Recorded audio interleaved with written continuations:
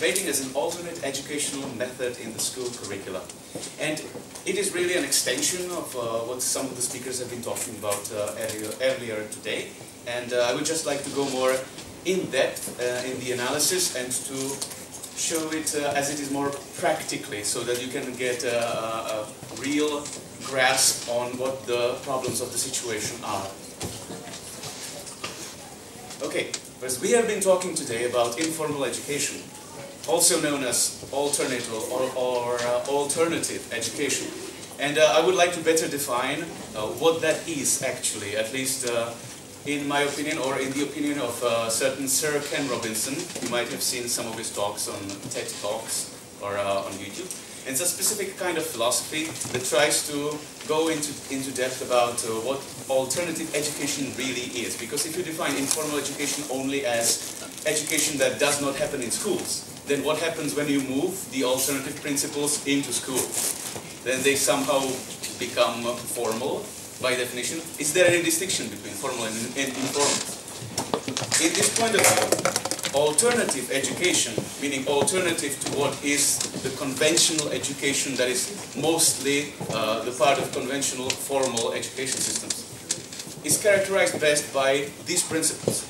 Individualization, that you care about the specific talents and the specific preferences of the student, as opposed to standardized curriculum which is the same for everybody.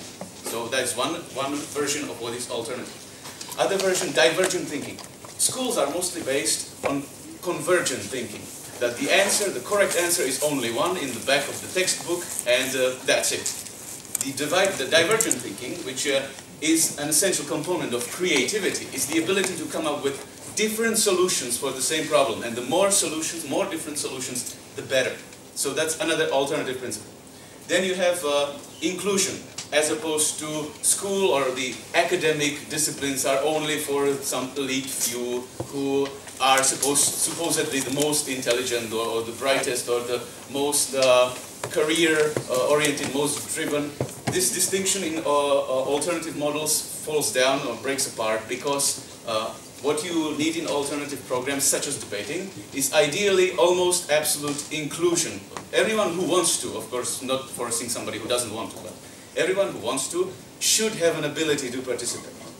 Then you have flexibility, which is all related to that creativity and divergent thinking. And the other principles is that in this economy, one of the theories is that education is supposed to prepare people for them being functional citizens of a society or functional workers in an economy. Today, do you think we can predict what the economy will look like in 10 years? Or even next year? It's incredibly difficult to predict the advance of technologies and how they are being applied to real life in society. And in this sense, you need these alternative principles to make people able to adapt to something unpredictable. And that's also the core explanation of why alternative way is supposed to become more prominent in education. And interactivity was also glanced over previously. It's about not just one-way mentoring and memorization, but interactivity, meaning that the people are actually involved in an activity. They are learning an activity, not some just theoretical static base of knowledge. That they are not just passive receivers of education. Okay, now to contrast that, when you try to understand how to do something within a formal education system, you need to be able to break down how that education system works, and so that you can find out what the obstacles are to achieving your goals. And by goals in this context, I mean trying to make the education more alternative. If you look at it, there are many different layers on which an educational system works. It's complicated, it's complex. Sometimes some of the levels can't really communicate with other levels. There are some examples because it's really much more than can be covered in 15 minutes or even in an hour. But you need to look at the educational principles that are stated in legislature. You need to look at the model itself, if it's all controlled from the center down, or if there is a potential for decentralization, that schools can affect what is the content of or the methods that they use in their education. you need to take into account local cultural traditions. In the example of Czech Republic or Czech lands, we have this icon of education, Jan Amos Komenský, which is a specific cultural flavor to how we can talk about what education means in Czech context. It was especially important in Czech example because teachers and schools were really the driving force of our Czech national project. In the 19th century against the Austro-Hungarian Habsburg Empire. So this is a specific cultural thing, and if you want to push something into the system or change it, you need to take that into account, because that's a line of how you can talk about it to the people in the system, in the culture, and they will understand what you mean. And then, of course, there are different types of schools and classification. By classification, I mean the methods in the country that are preferred into determining of like who is a better student and who is a worse student.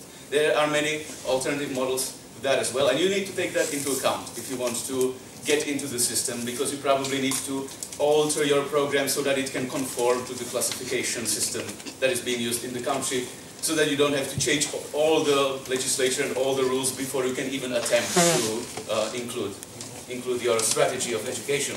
And standardization, that is the idea that you need to somehow be able to determine which schools are as good as other schools, or means by which you can compare your education to other states.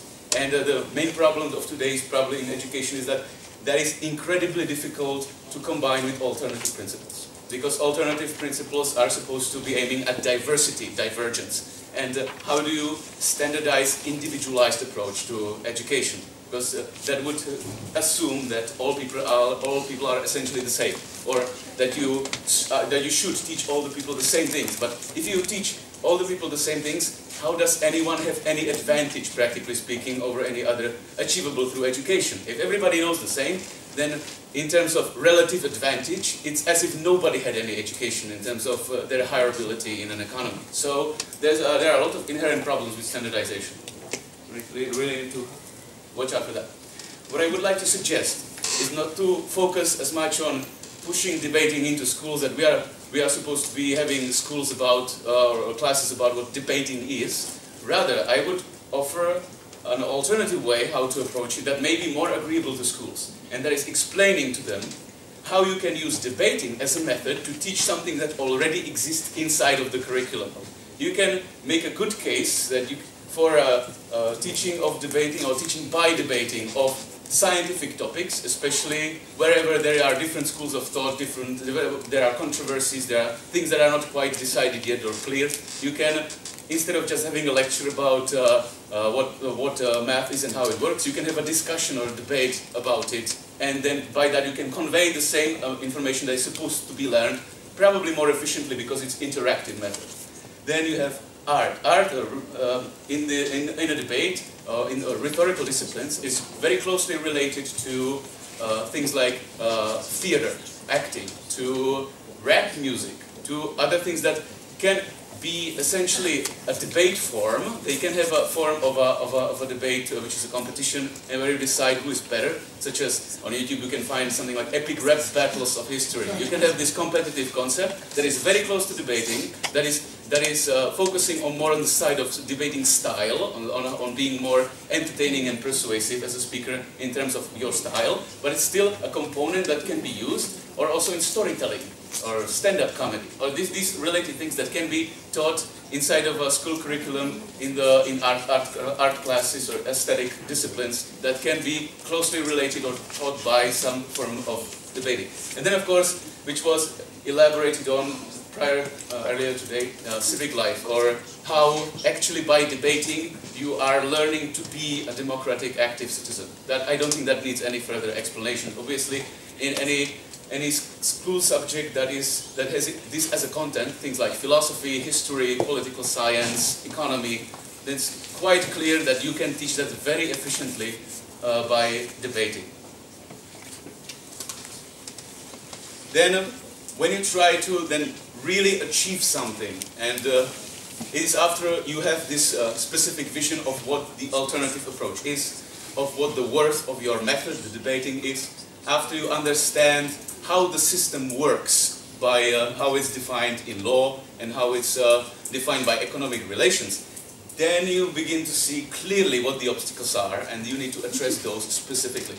The obstacles, I group them into several categories here. Probably you can come up with additional examples. In this case, material, you of course need some way to fund the project. You need to have educational, methodical materials to be distributed. You need to have the ability to rent spaces, and these things are quite clear, and you need to negotiate that with either schools or some kind of sponsors. So that that's one of the issues you need to address. Communicational, you may not be able to convey what you're offering. You may not be able to convey to people who never did debating what debating is. And I think that's one of the biggest problems today in debating, is that nobody in the general public knows what debating is. So maybe there should be a focused effort on the front of moving or the explanation of what debating is into public consciousness, which by itself would be an achievement.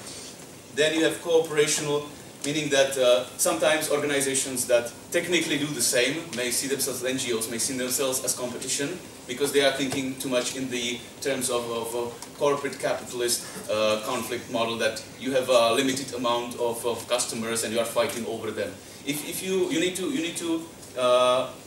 to move beyond that concept. You need to realize that you can gain much more as NGOs by cooperation with other NGOs. So you need to understand or look for allies, and also the cooperation that's related to communication and material problems may be faulty with the schools and their staff as well. So that's, of course, it's a complex problem, so it cannot really be broken down into separate categories completely.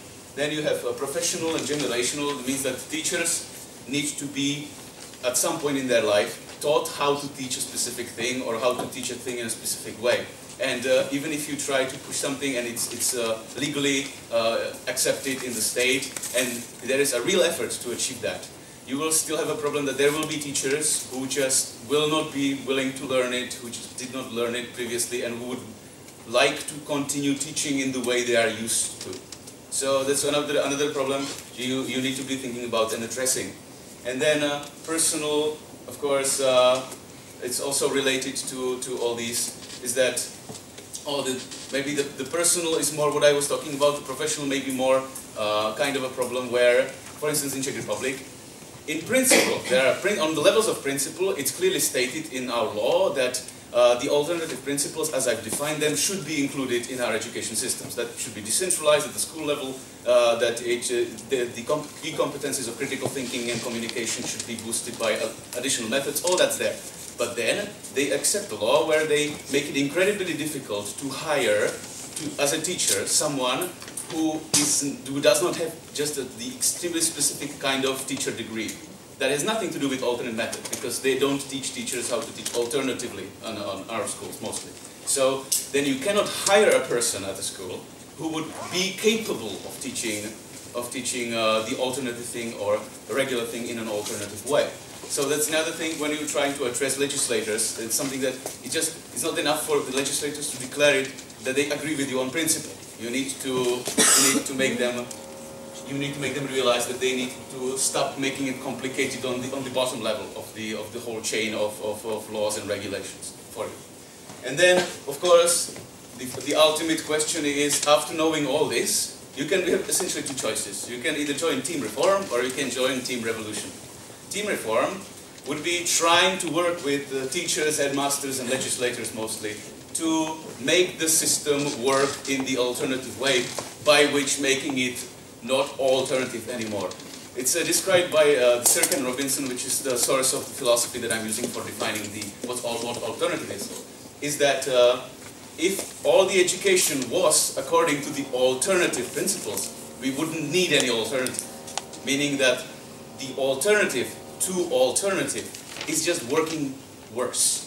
So the idea may be that you can decide that you just take the system and you gradually switch it to the alternative way of things, which of course would include compromises. Or you can decide, especially if you're an independent, non-governmental and non-profit organization, you can decide that you will try to bypass the conventional school system and you will try to create something new, something completely different, something that may be considered later down the road as private enterprise.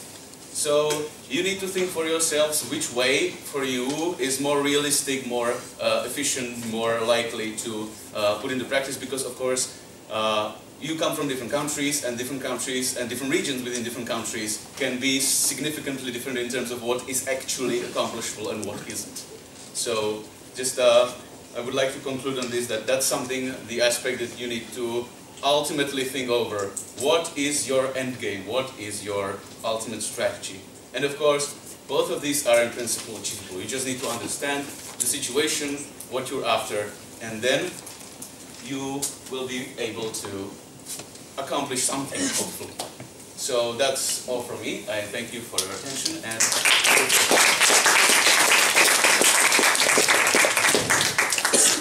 thank you, Martin.